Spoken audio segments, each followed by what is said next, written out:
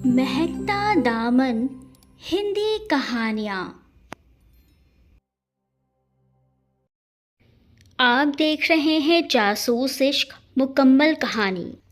दोनों हाथ रेलिंग पर जमाए वो झुककर टेरेस से नीचे देख रही थी। दूर दूर तक कॉलोनी में खामोशी और उदासी का राज था। शाम की नीलाहट हर तरफ उतरने लगी थी। परिंदे अपने घरों में लौट रहे थे। ऊंचे खूबसूरत बंगले लाइन में खामोशी से खड़े थे। फजा में एक बोझलपन, खैर दिलचस्प, फीका और बेरंग सा मंजर था। उसकी निगाहें मायूसी से पलट आई। बेहद बोरियत भरी जगह थी वो। अगर उसे पहले से पता होता तो कभी खाला के घर छुट्टियां गुजारने न आती। पछतावे से उसने सर झटका, फिर गर्दन मोड़ी। नगीन आराम कुर्सी पर बैठी नॉवल में गुम थी। क्या पढ़ रही हो इतनी देर से? उसे फिर से गुस्सा आने लगा। एक तो जगह बोर तरीन थी, ऊपर से नगीन की शख्सियत। किताब से निगाहें उठाए बिना धीमा सा जवाब था। मैंने पूछा क्या पढ़ रही हो? वो उसके कान के करीब आकर चीखी। श्श। जरनीला चाय बनाने गई है, कामिल आया हुआ है। शर्मीली मुस्कान लबों पे सजाए नगीन ने तजस्सुस भरी बेचैनी से पन्ना पलटा। वो किलस कर रह गई। अम्मी ने कहा था छुट्टियां अच्छी गुजरेंगी खाला के पास, रमज़ान में हैदराबाद चली जाओ, और उसने फ़ौरन खुशी खुशी हामी भर ली। खाला लोगों से मिले भी तो 5-6 बरस गुजर चुके थे। वो लोग दिल्ली शिफ्ट हुए तो आना जाना ही ख़त्म हो गया था। अब इसी साल वापस आए थे। वो उनके आने पर बेहद खुश थी। फ़ोन का ही सही मगर राब्ता तो था ना। और यूं ही बातों बातों में उसने नगीन को कह डाला था, मेरा गुमान है कि तुम आज भी 6 साल पहले वाली नगीन होगी, ऐनक वाली, तेल लगाए, टीवी, अखबार या किताब में घुसी हुई। तुम्हारा गुमान गलत भी तो हो सकता है हानी।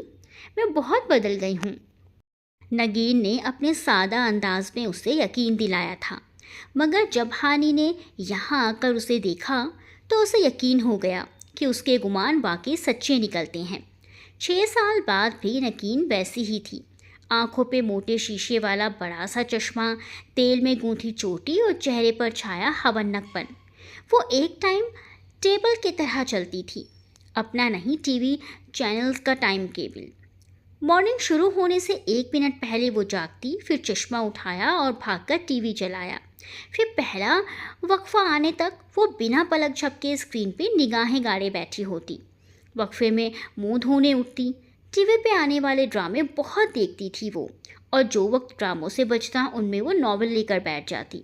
कुर्सी पे टांगे चढ़ाए, तेल से गुंदी चोटी कंधे पे डाले, वही तारीखी चश्मा पहने, किताब में घुसकर पढ़ती नगीन उसे बहुत बोर कर रही थी। कहाँ ये बोर लड़की और कहाँ वो प्रिंसेस, खूबसूरत, एतमाद और जोश से भरी, टिप टॉप में रहने वाली, जिसके सिल्की लंबे बाल कंधों पर लहरा रहे होते, फैशन और स्टाइल जिस पे ख़त्म थे, जो हर दम हर चीज़ में तफरीह तलाशती थी, और जो अब इधर बोर किस्म के इलाके में बैठी थी। इससे तो बेहतर था कि मुंबई में ही रहती, जहाँ हर दम रौनक और हंगामा होता था। हाय अल्लाह, क्या हुआ? नगीन के कराहने पर वो घबरा कर पलटी। शाहनील ने जनीला के ऊपर चाय गिरा दी। वो परेशानी से सीने पर हाथ रखे पड़ती जा रही थी। दफा हो जाओ नगीन। वो पैर पटक कर दोबारा रेलिंग के पास चली आई। कॉलोनी वैसे ही वीरान पड़ी थी। उसकी बोरियत इंतहा को पहुंच चुकी थी, और अब वो वापस जाने का फैसला करने ही वाली थी कि उसने सामने वाले के गेट में जन से दाखिल होती गाड़ी देखी। रेलिंग पे हाथ रखे हानी ने गर्दन ऊंची करके देखा। कोई गाड़ी का दरवाज़ा खोलकर बाहर निकल रहा था। एक हाथ में मोबाइल कान पे लगाए, दूसरे से लॉक में चाबी घुमाता जो भी था बहुत हैंडसम था। नीले जींस पे काला शर्ट, लंबा कद और साफ रंगत। अब वो गेट बंद करके वापस पीछे को जा रहा था। फ़ोन बदस्तूर कान से लगा था। उसके साथ ही गाड़ी के पिछले दरवाजे से एक गोरा निकला था। Black water. हानि के जहन में बेख्तियार यह ख्याल उभरा। गेट बंद करके अब वो अंदर जा रहा था, और फिर जब उसने अपने पीछे दरवाज़ा बंद किया तो हानि ने रुकी हुई सांस बाहर निकाली। उफ, कितना हैंडसम था, लेकिन मुल्क दुश्मन। नगीन, नगीन। वो दौड़कर उसके पास आई। वापस जाने के सारे प्रोग्राम भूल चुकी थी। तुमने देखा उसे? किसे? वो जो C5 में रहता है? हाँ देखा है। नगीन का चेहरा किताब पर झुका था। अच्छा कौन है? वो खुशी भरे तजस्सुस से उसके करीब हुई। कैसा है? नगीन ने लम्हे भर को नॉवल से सर उठाया, फिर ठहर ठहर कर बताने लगी। बड़ा प्यारा है। सफ़ेद रंगत, सिल्की बाल, भूरी आंखें, ऊंचा कद, मजबूत जिस्म और ये लंबी सी दुम। वो आंखें मूंदे किसी हसीन तस्वुर में खोई हुई थी। झटके से सीधी हुई। उसकी दुम भी है? हानी ने हैरत से पूछा। हर कुत्ते की एक दुम होती है हानी। कुत्ता? कौन सा कुत्ता? वो जो सामने वालों का है? अरे मैं कुत्ते की नहीं, उसके मालिक की बात कर रही हूँ। ओह अच्छा वो। नगीन जवाब देते हुए फिर से पढ़ने लगी थी। वो कोई नया किराएदार है, अभी हफ्ता भर पहले शिफ्ट हुआ है। वो सफ़ेद जर्मन शेफर्ड उसी का है। सुना है इंग्लैंड से आया है, कुत्ता भी साथ लाया है। चलो फिर उसके घर चलते हैं। वो कुछ सोच कर उठी। नगीन ने पहली दफ़ा नॉवल से चेहरा हटाकर हैरानी से उसे देखा। मगर क्यों? ये तुम बताओ, तुम्हारे नॉवल की हीरोइन पहली बार हीरो से कैसे मिली थी? वो जरनीला कामिल के घर बिरयानी देने गई थी तो बस हम भी उसके घर बिरयानी देकर आते हैं चलो। मगर हानी, जब जरनीला गई तो आगे से भाड़ में गई तुम्हारी जरनीला। उसने गुस्से से नॉवल खींचा और बिना देखे पीछे फेंका। सीढ़ियों से छोटू कपड़ों की गठरियाँ उठाए आ रहा था। नॉवल उसके सर पर लगा। वो एक चीख के साथ गठरियों समेत पीछे गिरा। तुम्हारा नॉवल तो चीखता भी है? हानी हैरत से मुड़ी। सामने कोई नहीं था मगर नगीन देख चुकी थी। मेरा नॉवल। वो सीढ़ियों की तरफ दौड़ी। रुको तो। वो पीछे लपकी। सीढ़ियों पे तीनों गठरियाँ ऊपर नीचे पड़ी थी। नगीन उनके दरमियान हाथ मार रही थी। मर गया या बच गया? बच गया। नगीन ने खुशी खुशी कहीं से किताब खींच निकाली। ओ मर गई रे बाजी। छोटू अंदर कहीं करा रहा था। 12 साल का काम वाला लड़का, उसकी ड्रामेबाजी से वो अच्छी तरह वाकिफ थी। सो नगीन ने छुपकर उसकी नब्ज चेक की। जिंदा है ये। और हानी उसे हाथ से खींचकर नीचे ले आई। लाउंज के एक तरफ किचन था। खुले दरवाजे से खाला चूल्हे के पास काम करती दिखाई दे रही थी। खाला, वो बहुत खुशगवार मूड में उन्हें पुकारती हुई अंदर आई। बड़ी खुशबू आ रही है, क्या पका रही हैं? करेले। करेले? उसकी मुस्कुराहट गायब हो गई। हलक तक कड़वा हो गया। फिर फ्रिज पर नज़र पड़ी तो ज़रा उम्मीद बंधी। खाला, कल का कौन सा सालन रखा होगा? टिंडे, बैंगन। खाला मसरूफ सी हांडी में चम्मच हिला रही थी। अब भला टिंडों में बैंगन डाल के कौन खाता था सिवाय खाला के? टिंडे रखे थे तो आज करेले ना बनाती, हम वही खा लेते।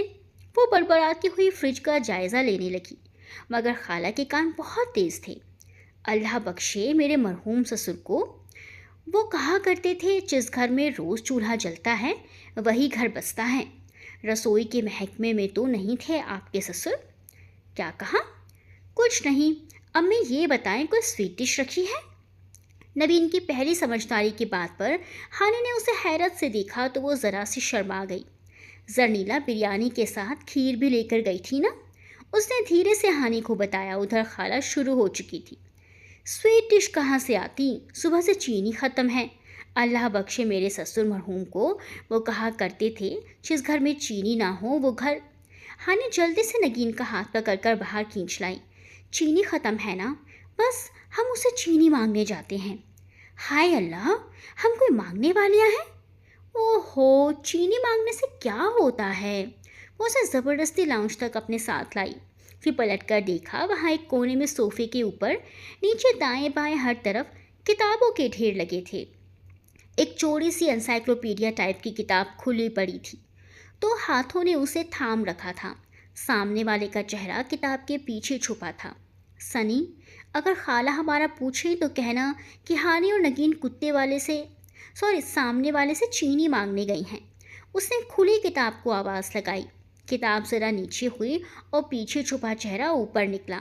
13 साल का सनी, जिसके हैरी पॉटर वाली गोल ऐनक नाक पे फिसल रही थी। चीनी? उससे उंगली से नाक गिरती ऐनक पीछे की। क्या आप जानते हैं कि चीनी गन्ने के रस से बनती है और उसकी कमी से दिमाग के सेल मरने लगते हैं? ओहो, वो तुनक कर वापस पलटी। एक से एक नमूना पड़ा था हैदराबाद से। इधर आ रही थी तो सहेलियाँ कह रही थी कि खाला के किसी हैंडसम से बेटे से मंगनी करवा कर आना। अब उनको क्या बताऊंगी कि खाला के बच्चे दो ही अच्छे, और इतने अच्छे कि अपने किसी काम के नहीं रहे। खालों भी ससुर की तरह मरहूम हो चुके थे और पीछे अजब तिकोन छोड़ गए थे।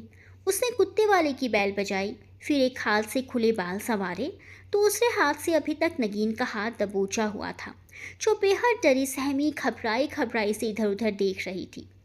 तुम क्यों परेशान हो हानि? अगर उसने हमें डांट दिया तो हम फौरन वहीं गिरकर मर जाएंगे। ठीक है, डूब मरो नगीन, बंदा ही है, कुत्ता तो नहीं कि खा जाएगा। और उसी पल कुत्ते के जोर से भौंकने की आवाज़ आई और वो डर के पीछे हटी। Romeo, be quiet. कोई बरामदे के दरवाजे से निकलते हुए कुत्ते को नरमी से डांट रहा था। भौंकने की आवाज़ फौरन रुक गई। वाह, कुत्ता तो बड़ा रोमांटिक रखा है जनाब ने। रोमियो। बेसाख्ता कदमों की आवाज़ आई और गेट का हुक हटा। फिर दरवाज़ा अंदर की तरफ खुला। फरमाइए। वो उखड़े उखड़े तेवर लिए सामने हुआ। नगीन उसकी कोहनी पकड़े बिल्कुल उसके पीछे जा छुपी। आदाब, हम सामने वाले घर में रहते हैं। फिर वो दरअसल आप शायद नए आए हैं। हानि ने रुककर सवालिया भवें उठाई। मैं फरहाद हूँ और मैं शीरी। बेसाख्ता हानि के लबों से फिसला। जी? उसने चौंक कर पूछा। वो शीरा बनाना है, चीनी चाहिए थी। वो हड़बड़ा कर संभली। शीरा चीनी से बनता है या गुड़ से? नगीन ने पीछे से सरगोशी की। उसने चेहरे पर मुस्कुराहट सजाए जोर से अपना जूता नगीन के पांव पर रखा। जवाब में वो दबी सी सिसकी। सॉरी, मेरे पास चीनी नहीं है, वो खुश्क लहजे में कहता गेट बंद करने लगा। मगर क्यों? लगते तो आप खासे वेल ऑफ हैं। मोहतरमा, मैं मीठा नहीं खाता, तो चाय में क्या डालते हैं? कैंडरल? वो दांत पीसकर कंट्रोल करते हुए बोला। सामने कोने पर स्टोर है, वहाँ से चीनी मिल जाएगी, और साथ में अखलाकियत की किताब भी। और खट से उसने दरवाज़ा बंद कर दिया। फिर ज़ोर से कुंडी चढ़ाई। कुत्ता फिर से भौंकने लगा। वाह, खुद फरहाद है, कुत्ता रोमियो है, मगर रोमांस ज़रा छू कर नहीं गुजरा। जहन्नुम में जाएंगे मेरी तरफ से। वो गुस्सा छुपाने को ज़ोर ज़ोर से बड़बड़ाती वापस पलटी। मैं तुम्हें बताने लगी थी हानि, मगर तुमने नहीं सुना। क्या? नगीन की शर्मिंदा आवाज़ पे वो चौंकी। यही कि जब जर्नीला बिरयानी लेकर गई थी तो कामिल ने भी यही कहा था। नगीन ने बेबसी से सर झुका लिया। वो पैर पटक कर आगे बढ़ गई। हानि ने अलमारी का दरवाज़ा खोला। सामने ही एक प्रेस किया नया रेडीमेड जोड़ा लटका हुआ था। सदीद तराश खराश का खूबसूरत जोड़ा। हानि ने हैरत से पलटकर नगीन को देखा, जो चेहरे के सामने किताब की आरामदेह कुर्सी पर झूल रही थी। उस वक्त उसने सादा सा लिबास पहन रखा था। ये जोड़ा किसका है? मेरा। बिना सर उठाए जवाब मिला। कौन लाया था? उसे यकीन ही नहीं था कि नगीन की पसंद इतनी ज़बरदस्त हो सकती है। अम्मी। तो पहनती क्यों नहीं हो? खाला रशीदा ने बताया था कि उस पे साया है। क्या? उसने घबराकर अलमारी बंद की और दोनों हाथ झाड़े। फिर एकदम ठिठक कर पलटी। ये खाला रशीदा कौन है? पता नहीं। किताब पे सर झुकाए नगीन ने कंधे उचकाए। तो तुम्हें कहाँ मिली? ख्वाब में मैंने देखा कि एक बूढ़ी खातून मेरे पास आई और उन्होंने बताया कि उनका नाम खाला रशीदा है और ये उन सारे कपड़ों पे साया है जो उनको मैंने पहना करूं, इसलिए मैं नहीं पहनती। बिल्कुल भुतकू हो तुम। वो तेज़ी से अलमारी की तरफ बढ़ी, फिर रुक गई। क्या पता वाकई इन पे साया हो, वरना खाला रशीदा को क्या शौक था नगीन के ख्वाब में आने का। वो धीरे से अलमारी के से परे खिसक गई। सुनो नगीन, चंद लम्हे बाद उसने पुकारा। तुम्हारे पड़ोसी के पास चलते हैं, फिर अब क्या बहाना करेंगे? तुम्हारे उस रंगीला ने अगला बहाना क्या किया था? जरनीला। नगीना ने बुरा मानकर उसे देखा। जो भी है, अभी तो मुझे बस फरहाद का नाम याद है। वो चित बेड पर गिर गई। ये छुट्टियां बहुत अच्छी गुजरेंगी उसके साथ। बड़ा शानदार बंदा है। सुनो, वो पुरजोर से होकर उठी। तुम्हें उसके साथ सेट ना करा दूं? तौबा करो हानि, कैसे बातें करती हो? वो अकेला बंदा पता नहीं कौन है और तुम? सुर्ख पड़ते चेहरे के आगे उसने किताब कर ली। अकेला? हानि ने जैसे कुछ समझकर सर हिलाया। वो अकेला क्यों रहता है? लपक कर हानि खिड़की की तरफ आई। पर्दा हटाया तो सामने उसी के टेरेस दिखाई दे रही थी। उसको अपने शक सही होते नजर आ रहे थे। एक अकेले बंदे को इतना बड़ा घर किराए पर लेने की क्या ज़रूरत थी? सिर्फ एक पोर्शन क्यों नहीं लिया उसने? वो आंखें सुकोड़े उसके टेरेस को देख रही थी। मुझे क्यों गुमान हो रहा है नगीन कि ज़रूर कोई बात है, वरना इतना बड़ा घर लेकर क्यों रहता? उसने उस दिन हमें चीनी भी नहीं दी कि कहीं हम उसके घर के अंदर ना आ जाएं। कहीं कोई गड़बड़ ज़रूर है। तुम सुन रही हो या नहीं? हाँ हाँ, नगीन ने घबरा कर किताब से सर उठाया। तुम कह रही हो कि उसके चीनी में गड़बड़ है? नहीं, गड़बड़ तुम्हारे दिमाग में है। अच्छा चलो, आज सनी के पास होने की खुशी में जो खाला ने खीर बनाई है वो उसे देकर आते हैं। मगर अम्मा ने तो इसलिए बनाई कि दूध बचा पड़ा था, और उसे क्या पता किस लिए बनाई है। बस चलो। वो तेज़ी से बालों में ब्रश कर रही थी। सिंगार मेज़ के आईने में उसका अक्स देख रहा था। खिलते हुए गुलाबी रंग के चूड़ीदार आस्तीनों वाला लंबा फ्रॉक और पजामी पहने, सिल के बाल, आंखों में काजल लगाए वो बहुत अच्छी लग रही थी। वो अपनी तैयारी से मुतमईन होकर पलटी तो नगीन वहाँ नहीं थी। ये किधर गई? वो सीढ़ियाँ उतरकर नीचे आई तो वो नीचे लाउंज में ठीक टीवी के सामने बैठी हुई थी। पलके बिना झपकाए वो टीवी देख रही थी। हानि ने घड़ी देखी, 8 बज गए थे।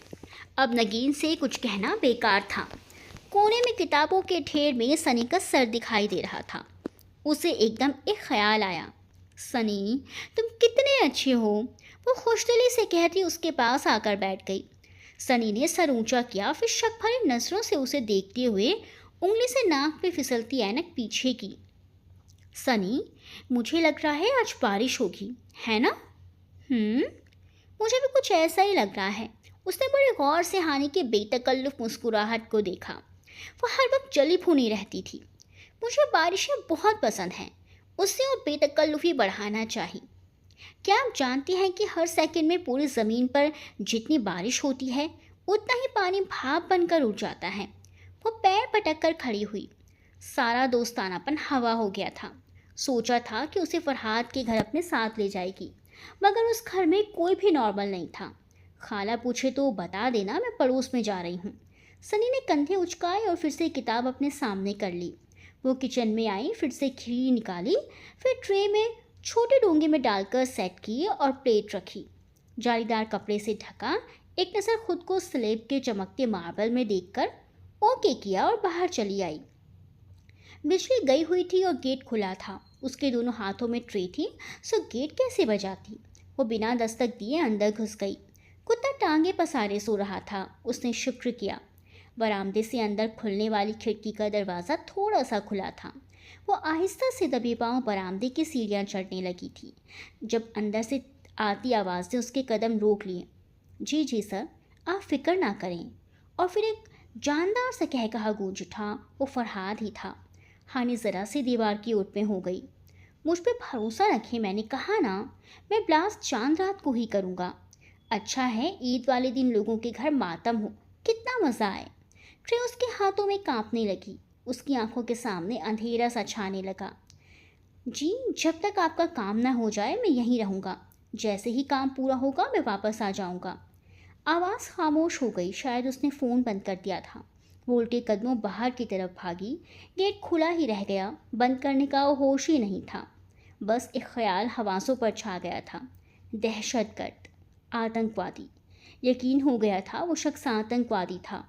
तभी तो वो कहे कि अकेला क्यों रह रहा है। ना उसने उसे ऑफिस वगैरह जाते देखा और ना किसी को उसके पास कभी आते देखा। आखिर बात वही निकली, उसे बम ब्लास्ट करना था। क्यों आखिर, क्यों उसके गुमान सच निकलते थे?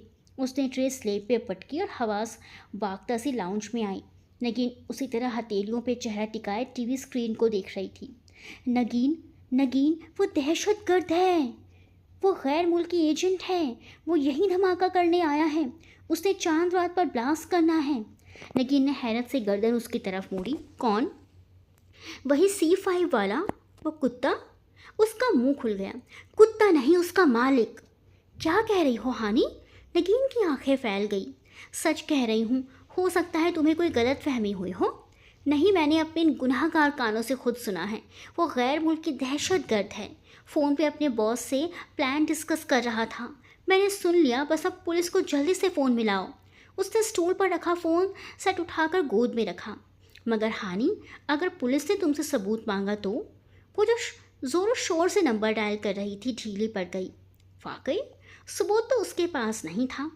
लेकिन लेकिन हमें खबर तो करनी चाहिए। मगर किस बुनियाद पर? अगर वो वाकई टेररिस्ट है तो उसके सोर्सेस पुलिस में भी होंगे और पुलिस के पास हमारा नंबर आ जाएगा। फिर क्या करें? सबूत कैसे इकट्ठा करें? उसने फ़ोन परे कर दिया। ये तो मुझे नहीं पता। एक तो दहशत गर्दों वाला कोई ड्रामा भी नहीं आ रहा। नगीन ने मायूसी से गर्दन झुकाई, फिर एक झटके से गर्दन उठाई। ड्रामा? ओह, मेरा ड्रामा, मैं तो भूल ही गई। उसने तड़प कर टीवी को देखा, मगर अब स्क्रीन पर ऐड चल रहा था। इसे छोड़ो, ये सोचो कि अब क्या करना है। क्या करें? दोनों ने चंद लम्हे खामोशी से एक दूसरे को देखा, फिर अपने अपने सर हाथों में गिरा दिए। चंद लम्हे खामोशी से एक दूसरे को देखती रही, फिर एक झटके से दोनों ने सर उठाया। सनी, दोनों एक साथ बोली। किताबों के ढेर में बैठे सनी ने फौरन किताब चेहरे के आगे कर ली।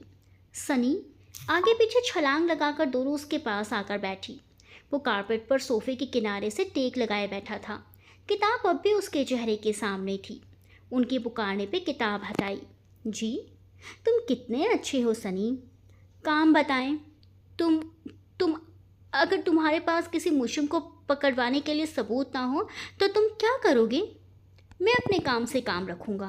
उसने फिर से किताब चेहरे के सामने कर ली। सनी, अच्छे भाई नहीं हो। देखो, अगर वो मुजरिम किसी की जान लेने पे हो तो भी तुम कुछ नहीं करोगे। सनी ने किताब बंद करके मेज़ पर रखी, फिर उंगली ठोड़े पे रखी और ऊपर देखते हुए सोचने लगा। हाँ, तब मैं उसे ज़रूर गिरफ्तार करवाऊंगा। मगर कैसे? याद रखो, तुम्हारे पास उसके खिलाफ कोई सबूत नहीं है। मैं उसकी जासूसी करके सबूत इकट्ठे करूंगा। हानि और नगीन ने एक लम्हे के लिए एक दूसरे को देखा और फिर सनी को। और ये जासूसी क्या होती है? जासूसी? उसने नाक पे फिसलती ऐनक पीछे की। क्या आप जानती हैं कि जासूसी होशो हवास का खेल है? ये सिर्फ मजबूत होशो हवास से ही खेला जा सकता है। ज़्यादा जानने के लिए करमचंद सागर की किताब मुलाहिजा फरमाइए। कोई किताब पढ़कर जासूस नहीं बन सकता सनी। हमें एक टीचर चाहिए। सनी ने मुस्कुराकर फिर ऐनक पीछे की। मुझसे अच्छा टीचर इस मामले में आपको नहीं मिल सकता। अब वो ढेर में हाथ डाले कोई किताब निकाल रहा था। जासूसी का पहला स्टेप, टारगेट की रूटीन का जायज़ा। सनी काउच पे बैठा, पाँव मेज़ पे रखते किताब से पढ़ पढ़ कर बोल रहा था। वो दोनों खिड़की के सामने जुड़ी बैठी थी। सनी ने कहीं से एक दूरबीन निकालकर उन दोनों को दे दी थी और अब उसे आंखों से लगाए हानि टारगेट की हर हरकत बता रही थी। चूँकि साथ बैठी नगीन तेज़ी से नोटबुक पे लिखती जा रही थी। लिखो, सुबह 7 बजे कुत्ते को लेकर वो वॉक पे निकला। 8 बजे वापस आया, फिर उसने लॉन में बैठकर चाय पी। उसका कुत्ता चाय भी पीता है? नगीन ने बेयकीनी से सर उठाया। जवाब में हानि ने उसे ज़ोर से कोहनी मारी। लिखो, टारगेट ने चाय पी, अब अखबार पढ़ रहा है। नगीन बड़ी तेज़ी से लिख रही थी। अब वो किसी को फ़ोन मिला रहा है। एक तो इस दिलबून से आवाज़ क्यों नहीं आती? ये भी लिखूं? नगीन ने रुक कर पूछा।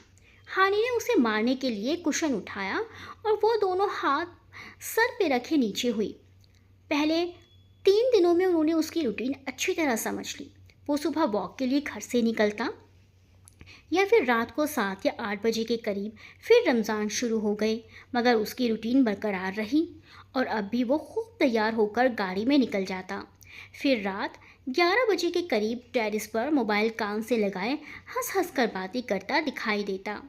11:30 बजे वो सोने के लिए चला जाता और वो दूरबीन रख देती। जासूसी का दूसरा स्टेप, टारगेट के जानने वालों से उसकी जानकारी इकट्ठा करना। सनी के पढ़ाए गए सबक उनके जहनों में लगातार घूम रहे थे।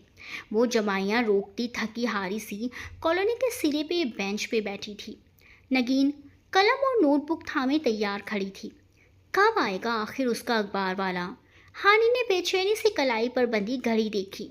उसे घड़ी बांधने की बिल्कुल आदत नहीं थी, मगर जेम्स बॉन्ड को फिल्मों में और पोर्टर होम्स को किताबों में हमेशा घड़ी पहने देखा था और फिलहाल वो खुद को उनसे कम नहीं समझ रही थी। अखबार वाला आएगा तो हम क्या करेंगे हानि? पागल, याद नहीं है सनी ने क्या कहा था? पहले उसकी तारीफ करके उसे खुश करेंगे, फिर उससे टारगेट के बारे में पूछेंगे। श्श, वो आ रहा है। उसने जल्दी से नगीन का हाथ दबाया और उठ खड़ी हुई। अखबार वाला साइकिल दौड़ाता हुआ सामने से आ रहा था। फरहाद के घर के बाहर उसने अपनी साइकिल रोकी, रोल किया हुआ अखबार अंदर उछाला और फिर उसी अंदाज में मगन साइकिल आगे बढ़ा दी। वो दोनों चलकर उसके सामने आई। अखबार वाले ने साइकिल आहिस्ता कर दी। बात सुनना भैया जी। जी। उसने साइकिल उनके करीब रोकी। आदाब। हानि ने बड़े तमीज़ से उसे सलाम किया। तभी नगीन ने उसे कोहनी मारी। उसने पलटकर नगीन को देखा। क्या है? तारीफ करो ना उसकी। नगीन पुरजोर से सरगोशी की। अब इस जकूटा झिनकी में क्या तारीफ करूं? उसने नगीन को घूरा, फिर अपना चेहरा अखबार वाले जिन की तरफ मोड़ा। नगीन ने हैरत से उसे देखा। भाई, आपके पास डेली टाइम्स होगा? एक आखिरी था, वो भी अभी C5 में फेंक दिया है। आपके पास और नहीं होगा? हानि। नगीन ने परेशानी से उलझकर उसका बाजू थामना चाहा, मगर उसने उसे श करके रोका। नहीं, और नहीं है। न मैं सर हिलाते हुए अखबार वाले ने बंडल हाथ में मारा था। ओहो, मुझे तो बहुत ज़रूरी चाहिए था। मेरा बीए का रिज़ल्ट आउट हुआ है कल। आप मुझे C5 वाले से 2 मिनट के लिए अखबार दिला देना। मगर बीबी, प्लीज़ भाई ला दें। देखिए, मैं इतनी देर से आपको यहीं कहने खड़ी थी इधर। अब नगीन से बर्दाश्त ना हो सका। नहीं नहीं हानि, तुम ये कहने तो नहीं आई थी। तुम भूल गई हो। तुम्हारा पेपर तो पिछले साल ही क्लियर हो गया था। हम तो इसलिए यहाँ खड़े थे क्योंकि हमने पेपर वाले से उस बंदे के बारे में इंफॉर्मेशन लेनी थी। उसने बौखलाकर नगीन के मुंह पर हाथ मारा, मगर अखबार वाला शक की निगाह से उन्हें घूर रहा था। किसकी जासूसी कर रही हो आप बीबी? जासूसी? नगीन की आंखें हैरत से उबल पड़ी। उसे कैसे पता चला? कुछ नहीं, तुम जाओ। और वो कहने के साथ ही नगीन का हाथ खींचती वापस ले आई। जासूसी का तीसरा स्टेप, टारगेट के ना जानने वालों से उसके बारे में मालूमात इकट्ठी करना। सनी कमरे में टहलता किताब पे निगाहें जमाए हाथ हिला हिला कर कह रहा था। अब ये ना जानने वाले कौन होते हैं? C5 के गेट के सामने खड़ी हानि ने छल्लाकर पूछा था। जवाब में नगीन ने फौरन नोटबुक के पन्ने पीछे पलटे। हाँ सुनो, सनी ने कहा था ये लोग होते हैं जिनको आप जानते हो और जो टारगेट को भी जानते हो, मगर टारगेट इनको ना जानता हो। देखते हैं। हानि ने गहरी सांस लेते हुए बैल पे हाथ रखा। यह C4 था, फरहाद के बराबर वाला घर। चंद ही लम्हे बाद गेट खुला। एक खातून ने सर बाहर निकाला। सर से पैर तक उन दोनों को दिखा, नाक चढ़ाई। क्या है? अंदाज उनका रूखा था। हम सामने वाले घर से आए हैं, कुछ काम था आपसे। हानि ने मुस्कुराकर खुशदिली से इंट्रोडक्शन दिया। बोलो। वो आंटी, बात यह है कि वैसे अदब में आंटी कह रही हूँ, वरना कहना तो नहीं चाहिए क्योंकि आप माशाल्लाह इतनी यंग हैं। वाकई हानि, आंटी तो ना कहो, छोटी नानी जितनी तो होंगी। नगीन ने आहिस्ता से कहा था, मगर आंटी के हाव भाव बिगड़े। जी बिल्कुल, हमारी छोटी नानी 20 ईयर की है ना। नाना अब्बा की दूसरी वाइफ है ना, सो इसीलिए नानी कहते हैं, वरना आपकी तरह ही यंग और स्मार्ट हैं। उसने नगीन को घूरकर मुस्कुराते हुए बात संभाली। आंटी के हाव भाव ज़रा नरम पड़े। उन्होंने अपने कंधे उचकाए। जाहिर है असली उम्र जाहिर हो ही जाती है। वो आंटी बल्कि बाजी कहना ज़्यादा ठीक होगा। अब की बार वो सनी की नसीहतों पर पूरी तरह अमल कर रही थी। बात यह है कि हर तरफ सेल लगी हुई है। रमज़ान भी शुरू हो चुका है। मेरी कज़िन तो ज़रा फूहड़ है और उसका टेस्ट भी उतना अच्छा नहीं, मगर इतने दिन से मैं आपको देख रही हूँ। आपके कपड़ों के कलर्स और प्रिंट्स इतने ज़बरदस्त होते हैं कि मैं इम्प्रेस हुए बिना नहीं रह सकी। लेकिन इनका मुँह आधा खुल गया। अब आप खुद ही देख लें बाजी कि मेरा और मेरे कज़िन का जोड़ा कितना आम और फीका है। दूसरी तरफ आपका ये जोड़ा 3000 से कम का नहीं लग रहा है। नगीन के माथे पर बल पड़ गए थे, मगर हानि उसे नहीं देख रही थी। इसीलिए बाजी, मैं आपसे यही कहने आई थी कि अगर ड्रेस सिलेक्शन में आप मेरी मदद करें और हमारे साथ शॉपिंग पर चलें तो। कौन सी शॉपिंग? कहाँ की शॉपिंग? नगीन सर पे हाथ रखे चिल्लाई थी। तुमने मुझे तो कहा था कि C4 की बूढ़ी थोड़ी लाल लगाम की झूठी तारीफें करेंगे तो वो खुश होकर साथ वाले घर के बारे में हमें सारी मालूमात दे देगी। मगर तुमने अकेले शॉपिंग का भी प्लान कर ली और मुझे बताया तक नहीं। नगीन, उसने बौखला कर आंटी को देखा, जो कह बरसाती नज़रों से उसे देख रही थी। मैंने शॉपिंग का तुम्हें बताया तो, मगर बात संभालने से पहले ही आंटी ने खट से दरवाज़ा बंद कर दिया। तुम वाकई मेरे बगैर शॉपिंग पे चली जाती क्योंकि मैं फूहड़ हूँ? वो रोने जैसी हो गई थी। ठहरो, मैं तुम्हें बताती हूँ कि तुम क्या हो। हानि गुस्से से उसकी तरफ बढ़ी। आज तुम मेरे हाथों नहीं बचोगी। और नगीन उससे डर के घर की तरफ भागी। जासूसी का चौथा स्टेप, टारगेट के बारे में डॉक्यूमेंट इन्फॉर्मेशन जमा करना। इफ्तारी के बाद वो तीनों नगीन के कमरे में मौजूद थे। सनी हाथ में चिप्स का खुला पैकेट पकड़े निकाल निकाल कर खा रहा था। गोद में बड़ी सी किताब खुली रखी थी। नगीन साथ में बैठे दुपट्टे के पल्लू से अपना चश्मा साफ कर रही थी, जबकि हानि दूरबीन लगाए खिड़की से बाहर की तरफ देख रही थी। सनी के बात पे मायूसी से उसने दूरबीन रखी। डॉक्यूमेंट इन्फॉर्मेशन कहाँ से जमा करें? मेरे बाप दादा का कभी नादरा से ताल्लुक ही नहीं रहा। तौबा, उनका क्या किसी नादरा वादरा से ताल्लुक होगा? लेकिन बुरा मान गई। तुम तो चुप ही रहो। वो सुबह से उस पर जली भुनी बैठी थी। हर बार नगीन कोई ना कोई गड़बड़ ज़रूर कर देती थी। मैं तो ये बताना चाहती थी कि रज़िया ने डाकू कड़क सिंह की इन्फॉर्मेशन कैसे जमा की थी, मगर तुम चुप रहने को कह रही हो तो नहीं बोलती। कौन रज़िया, और क्या किया उसने? हानि अलर्ट हुई। धुआं ड्रामे वाली रज़िया, जब अजहर ने उसे खुश्क सिंह की बीवी को फ़ोन लगाने को कहा था और फिर उन्होंने आसानी से डाकू खड़क सिंह को ट्रेस कर लिया था। ओह हाँ, याद आ गया। फ़ोन लाओ। नगीन ने फ़ोन पकड़ाया, मगर नंबर? उसने सनी को लाचार नज़रों से देखा। सनी ने इशारा किया। नंबर फ़ोन में मौजूद था। हानि के चेहरे पर मुस्कुराहट दौड़ उठी। मगर मेरा नंबर आ जाएगा। नगीन परेशान से देखने लगी। अरे मेरे सिम से करो, इससे कुछ नहीं होगा। उसने झट अपना मोबाइल तकिए से उठाया और नंबर डायल किया। रिकॉर्ड भी करूँ ना? करती हूँ। उसने रिकॉर्डिंग ऑन करके फ़ोन कान से लगाया। बेल जा रही थी। सनी और नगीन आगे होकर उसको देख रहे थे। हेलो। छठी घंटे पर फ़ोन उठा लिया गया। आदाब, मैं सर्व बनाने वाली कंपनी से बात कर रही हूँ। हम अपने प्रोडक्ट के बारे में जनता का फीडबैक जानना चाहते हैं। आप बताएंगे आपने हमारे सर्व को कैसे पाया? मैं धोबी नहीं हूँ, कपड़े लॉन्ड्री से धुलवाता हूँ, वो सपाट बोला था। तो आप हमें उस लॉन्ड्री का नाम ही बता। दूसरी तरफ से खट से फ़ोन रख दिया गया। पता नहीं किस शीरी का फरहाद है ये। वो फ़ोन को घूर कर रह गई। खैर, इसकी आवाज़ हमारे पास आ गई है। अब आगे क्या करना है? क्या करना है?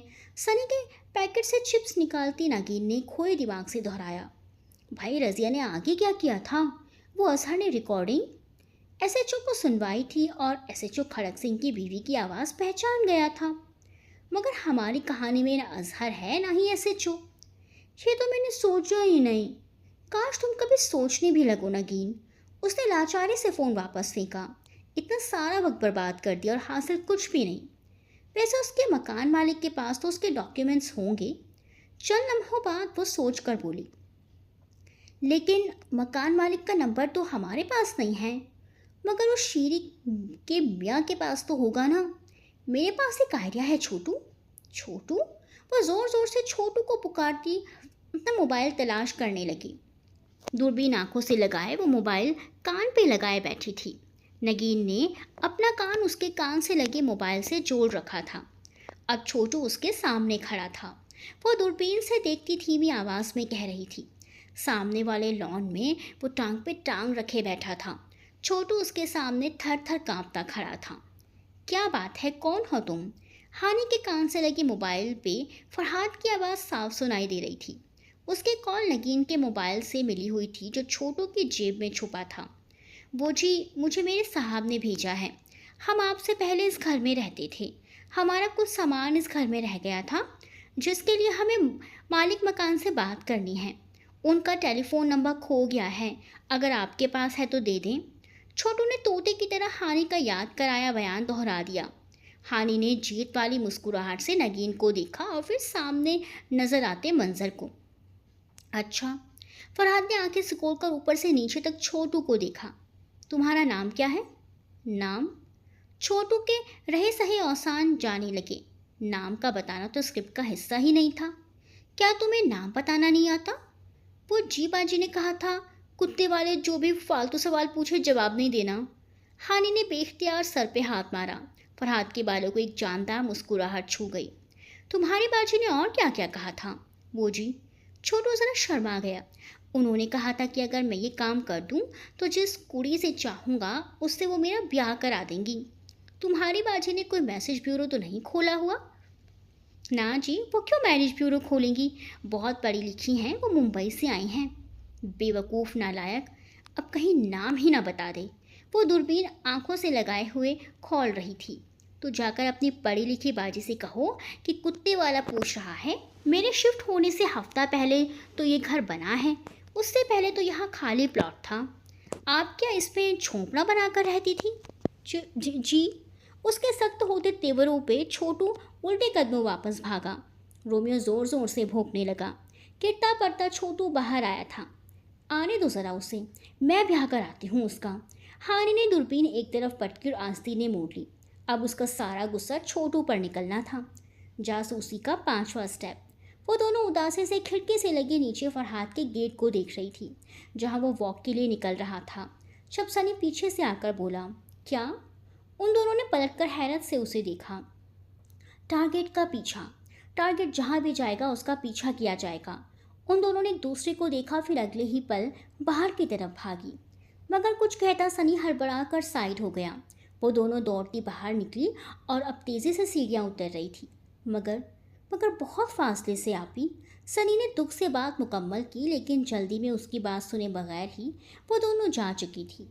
फरहाद अभी अपने गेट से चंद कदम आगे ही बढ़ा था। हाथ में कुत्ते की जंजीर थी जो कि दुम हिलाता बड़े मज़े से उसके पीछे जा रहा था। हानि गेट पे एक लम्हे को रुकी, फिर दुपट्टा सर पे लेकर आगे तक लटका लिया। नगीन ने फौरन उसकी नकल की। वो दोनों अब सर झुकाए तेज तेज कदमों से उसके बिल्कुल पीछे चल रही थी। वो जंजीर पकड़े अपने खूबसूरत लबों लहजे में अंग्रेज़ी में कुत्ते से बातें करता उनसे चंद कदम ही आगे था। थोड़ी दूर जाकर वो एकदम रुका। उन दोनों को भी ब्रेक लगे। लम्हे भर को ठहरकर पीछे मुड़ा। वो भी हड़बड़ा कर पीछे पलटी। थोड़ी देर तक वो दोनों लड़कियों को पीछे से देखता रहा, फिर सर झटक कर वापस पलटा। वो फिर दुपट्टे को घूंघट निकाले उसके पीछे हो ली। चंद कदम चलने के बाद फरहाद एकदम फिर रुका और कुत्ते की जंजीर खींचता एक तरफ खड़ा हो गया। वो जो उसके पीछे नाक की सीध में चली आ रही थी बौखला गई, लेकिन अब कोई चारा नहीं था कि अब चलती ही रहती, तो सर झुकाए आगे बढ़ गई। वो वहीं सड़क के किनारे खड़ा रह गया। ये रुक क्यों गया है? पता नहीं, ज़रा देखो तो क्या कर रहा है। नगीन ने गर्दन घुमाकर देखा, फिर मुंह बनाते सीधी हो गई। दोनों कुत्ते खड़े हम पे हंस रहे हैं। फिर अब क्या करें, चलते ही रहें? नगीन ने कंधे उचका दिए। हानि तेज़ तेज़ चलने लगी। सारे स्टेप फेल हो गए हैं, कोई काम की बात बताई है अब तक? वो बेहद थकी सी काउच पे गिरी सनी पे बरस रही थी, जो बड़े इत्मीनान से किताब चेहरे के सामने किए बैठा था। एक तो सुबह की गर्मी, दूसरी रोज़े में वॉक। अब उस आधे अंग्रेज़ का पता नहीं रोज़ा भी था या नहीं, लेकिन वॉक पे रोज़ निकल जाता। मगर वो तो बेहाल हो रही थी। आपा, मैंने आपसे कहा भी था कि फासले से पीछा कीजिएगा। ख्वाब में कहा होगा, हमने तो नहीं सुना। और क्या फ़ायदा हुआ पीछा करने का? कौन सी मालूमात मिल गई? क्या आप जानती हैं कि पीछा करने के दौरान टारगेट जिससे भी मिले या जो भी बातचीत करे उससे भी जानकारी मिल सकती है? ओहो, मगर वो बात कर रहा था अपने प्यारे कुत्ते से। अब क्या मैं कुत्ते से उसकी ज़बान में भौं भौं कर देती? बेशक कुत्ते से भी बात करने से कोई क्लू मिल सकता था। सनी बात मानने को तैयार न था। जाने भी दो, वो बोल रहा था अंग्रेज़ों वाली फूफा अंग्रेज़ी, जबकि मुझे तो अंग्रेज़ी फिल्मों की अंग्रेज़ी भी बगैर पढ़े समझ में नहीं आती। उसकी क्या खाक आनी थी? वो तेज़ पंखे तले बेहाल से लेटी कराहे जा रही थी। उसको शक ना हो सिर्फ इसीलिए वो पूरी कॉलोनी के 3 चक्कर काट कर आई थी। मगर हानि शाम को भी तो वो कहीं जाता है, तब किया जा सकता है उसका पीछा। मैं नहीं करती उसका पीछा, अब मुझे तो माफ़ करो। अपने हाथ जोड़ दिए। नगीन सर पर हाथ रखकर कुछ सोचने लगी। ये अलग बात थी कि इफ्तारी के बाद पेट को करार आया तो वो सारी बातें भूलकर एक बार फिर से उसका पीछा करने को तैयार हो गई। कार उन्होंने कॉलोनी के नुक्कड़ पर रोकी हुई थी। वो जानती थी फरहाद यहीं से होकर गुजरेगा और चंद मिनट के बाद फरहाद की गाड़ी जन से उनके बराबर से गुजरी। चलो, उसने फ़ौरन एक्सीलेटर पर दबाव बढ़ा दिया। आज वो बड़ी एहतियात से उसका पीछा कर रही थी, मगर नगीन बहुत डरी हुई थी। हानि, अगर किसी ने हमको पकड़ लिया तो? डरो मत, उसे खुद भी डर लग रहा था। कहाँ एक आदि मुजरिम और कहाँ वो सिर्फ दो अदद मासूम जवान लड़कियाँ। हाय अल्लाह, उसे खुद पे तरस आने लगा, मगर अपने मुल्क के लिए वो हर रिस्क लेने को तैयार थी। हाँ नगीन, अपने मुल्क, अपने वतन के लिए हमें ये करना होगा। उसने ज़ोर से स्टीयरिंग पर हाथ मारा। ये बाजी इश्क की बाजी है। ये बाजी? तुम्हें उससे इश्क हो गया है? कहते कहते नगीन को शौक लगा। अरे इश्क उससे नहीं, अपने देश से है। उसने झुंझलाकर मोड़ काटा। फरहाद की गाड़ी सामने ही थी। अरे ये अस्पताल क्यों आया है? अस्पताल की पार्किंग में उसको गाड़ी बढ़ाते हुए देखकर वो दोनों हैरान हुई थी। क्या पता उसका वो बॉस बीमार हो, ज़रूर किसी गरीब की हाय लगी होगी। वो दोनों गाड़ी से निकलकर उसके पीछे आई थी। रिसेप्शन के करीब फरहाद जेब से मोबाइल निकालते हुए रुका और चमकती स्क्रीन को देखा। फिर चंद बटन दबाए, शायद किसी मैसेज का जवाब दे रहा हो। ये अच्छा मौका था, वो उससे पहले ही अंदर गई। अगर अपने बॉस से बात करने आया है तो रिसेप्शन से पता ज़रूर करेगा। आओ। हानि उसका हाथ पकड़े फ्रंट डेस्क पर ले आई। अब वो रिसेप्शन पर कोहनी रखे फरहाद की तरफ पीट करके उसकी वहाँ पहुँचने का इंतज़ार कर रही थी। नगीन के पीछे नोटबुक और पेन लिए तैयार खड़ी हो गई। शीशे का दरवाज़ा खोलकर वो अंदर आता दिखाई दिया। बेहद पुरएतमाद और मगरूर अंदाज में चलता वो सीधा रिसेप्शन डेस्क की तरफ आया। हानि ने उसे आते देखकर पीठ उसकी तरफ कर ली थी। एक तो कमबख्त बला का हैंडसम था, मगर था दुश्मन। एक्सक्यूज़ मी सिस्टर, उसने अपने लबो लहजे में पुकारा। एक इतना डैशिंग बंदा करीब आकर आपको सिस्टर कहकर बुलाए तो आपका दिल अपना नहीं तो उसका सर दीवार में दे मारने को चाहेगा। जी सर, रिसेप्शनिस्ट ने खुद दिली से जवाब दिया। शुक्र है उसी को सिस्टर कहा था। मन ही मन चैन की सांस लेकर वो उसकी शुक्रगुजार हुई। डॉक्टर नोमान कहाँ होंगे? वो उसके बिल्कुल करीब खड़ा पूछ रहा था। परफ्यूम की महक उसके होश उड़ाए जा रही थी। वो रहे डॉक्टर नोमान। वो शुक्रिया कहकर कॉरिडोर की तरफ मुड़ गया। नगीन खंबे के पीछे से निकली और वो डेस्क से हटी। दोनों साथ मिली और फिर एक साथ उसके पीछे चल पड़ी। अचानक वो रुका, आहट महसूस करके पलटा। वो भी बौखला कर वापस मुड़ी। उसने आंखें सिकोड़ कर चंद लम्हे उनको देखा, फिर सर छटक कर आगे बढ़ गया। तभी सामने सफ़ेद कोट डाले एक डॉक्टर आता नजर आया। फरहाद को देखकर उसके होठों पर एक जानदार मुस्कुराहट उभरी। अरे ये ईद का चांद हुए फरहाद हसन कब नजर आए? डॉक्टर नोमान ने गर्मजोशी से उसे गले लगा लिया। पहले काम की बात पता चली, इसका पूरा नाम फरहाद हसन है। नगीन हानि के साथ उन दोनों की तरफ पीठ किए खड़ी जल्दी जल्दी नोटबुक पे कलम घसीटने लगी। बको मत, और सॉरी यार, मैं पहले नहीं आ सका। अंकल की तबीयत कैसी है? लिखो, टारगेट ने बॉस के लिए अंकल का कोड वर्ड रखा हुआ है। हानि ने नगीन के कान में सरगोशी की। अब बेहतर है, आओ तुम्हें मिलवाता हूँ। और तुम सुनाओ, तुम्हारी प्रिंसेस कैसी है? अभी तुम्हारी कैद में आई या नहीं? कैद? वो चौंकी। नगीन के भी कान खड़े हुए। कैद में तो बस समझो वो आ ही गई है। वो मुस्कुराया। इधर हानि का रुआं रुआं काँप उठा। सोच लो कहीं ज़बरदस्ती पर जंजीरें तुड़वा कर भाग ना जाए तो इसने किसी लड़की को जंजीरों में कैद कर रखा है। वो शदीद सदमे में घिरी उनकी बातें सुन रही थी। हमारी जंजीरें बहुत मजबूत हैं, नहीं भागेगी, बेफिक्र रहो। वो दोनों बातें करते अब दूर जा रहे थे। हानि ने फटी फटी आंखों से पलटकर उन दोनों को देखा और फिर नगीन को। ये लड़कियां भी अगवा करता है? हाँ, और हम भी लड़कियां हैं। मुझे डर लग रहा है, अगर उसने हमें देख लिया तो। भागो। वो नगीन का हाथ खींचकर धड़कते दिल के साथ उसे बाहर लाई। बस कुछ दिन की बात है, फिर उसे गिरफ्तार करवा ही लेंगे। हानि जोर से कहती नगीन के साथ घर में दाखिल हुई। कल कैदी लड़की का सुनकर आज इन्होंने फरहाद का वॉक पे पूरा पूरा पीछा किया था। हालांकि कोई कामयाबी तो नहीं मिली, मगर उनका जोश बढ़ा हुआ था। मेरा गुमान है कि आजकल में उस जगह ज़रूर जाएगा जहाँ उसने मासूम लड़की को छुपा रखा है। और तब हम सामने कड़े तेवर लिए बैठी खाला को देखकर हानि की ज़बान को ब्रेक लग गए। खाला, वो बामुश्किल मुस्कुराई। कहाँ से आई हो? दिल्ली से। आप भूल गई प्यारी खाला। उसने मुस्कुरा कर आंखें झपकी, मगर खाला के तेवर अच्छे ना थे। अल्लाह बख्शे मेरे ससुर मरहूम को, वो कहते थे लड़कियों को दो सोने का निवाला, मगर उकाब की नज़र से। उनके दौर में शेर नहीं थे क्या? उसे मुहावरे की टांग तोड़ने पर सख्त गुस्सा आया। बको मत, वो फरमाते थे लड़कियां अगर यूँ लारे लारे फिरें तो समझो कोई गड़बड़ है। बिल्कुल दुरुस्त फरमा गए थे, और नहीं तो क्या। वो उनकी हाँ में हाँ मिलाती उनके पास ही बैठ गई। खबरदार जो मुझे मक्खन लगाया, वहीं सामने हो जाओ। खाला, वो रुआसी हो गई, फिर नगीन को हाथ से पकड़कर अपनी तरफ खींचा कि दुम कटी लोमड़ी अकेली क्यों हूँ। अब मेरी बात कान खोल कर सुनो। सुबह मेरे पास फरहाद आया था। कौन फरहाद? उसने मासूमियत से नगीन को देखा। हाँ हाँ, अब तुम्हारी याददाश्त जवाब दे गई है ना? खाला तंज से बोली। वो कह रहा था कि इस कॉलोनी की लड़कियां अखलाक व तहजीब से बिल्कुल कोरी हैं। ठीक कह रहा था। वाकई इस कॉलोनी की लड़कियां बहुत बद तहजीब हैं। वो भी हाँ में हाँ मिला रही थी। जी जी, सही फरमाया आपने, खाला तंज से बोली। आगे सुनिए। वो ये भी बता रहा था कि इस कॉलोनी की दो लड़कियां रोज़ उसका पीछा करती हैं। हाँ तो होंगी कोई दो फजूल सी लड़कियां, हमें क्या। हमें ये है हानि बेटा कि हैरत अंगेज़ तौर पर उन दोनों लड़कियों का हुलिया भी तुम दोनों से बहुत मिलता है।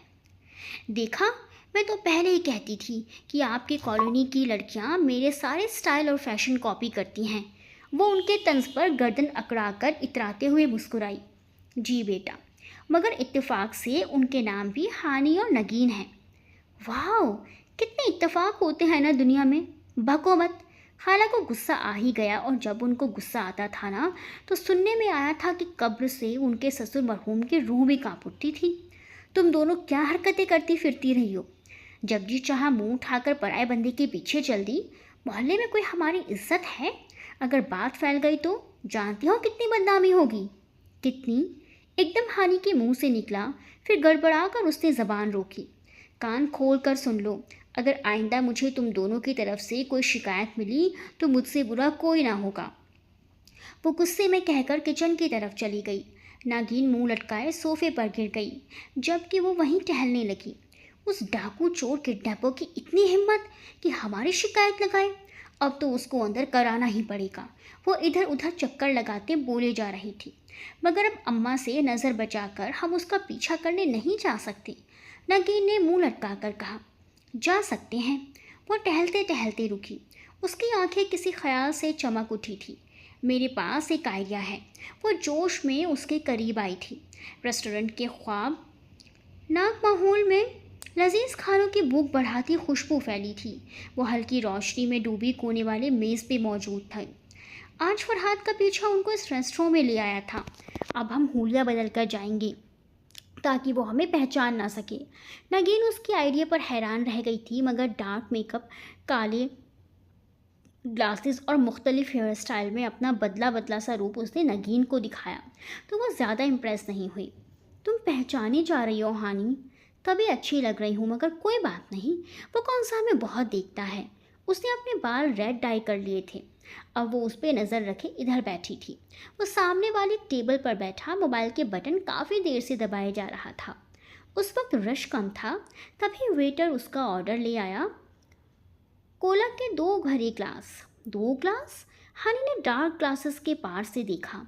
इसका मतलब है ये किसी से मिलने आया है, या फिर उस लड़की के फिरौती की रकम वसूल करने। नगी नोटबुक में सर घुसाए कलम चला रही थी।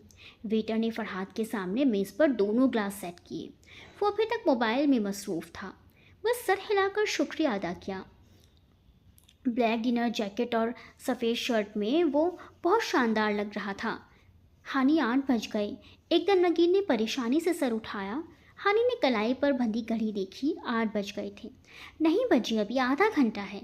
उसने इत्मीनान से नगीन को तसल्ली दी। वो जानती थी सच बताने की सूरत में नगीन घबराकर बाहर भागेगी। फिर अचानक वो चौंकी। एक सूटेड बूटेड अधेड़ उम्र शख्स फरहाद की टेबल की तरफ बढ़ रहा था। ये कौन हो सकता है? आहट पर फरहाद ने सर उठाया, फिर मुस्कुराता हुआ उठा। यकीनन उस अगवा की हुई लड़की का वारिस होगा। शक्ल तो देखो, 12 बज रहे हैं चेहरे पर बेचारे की।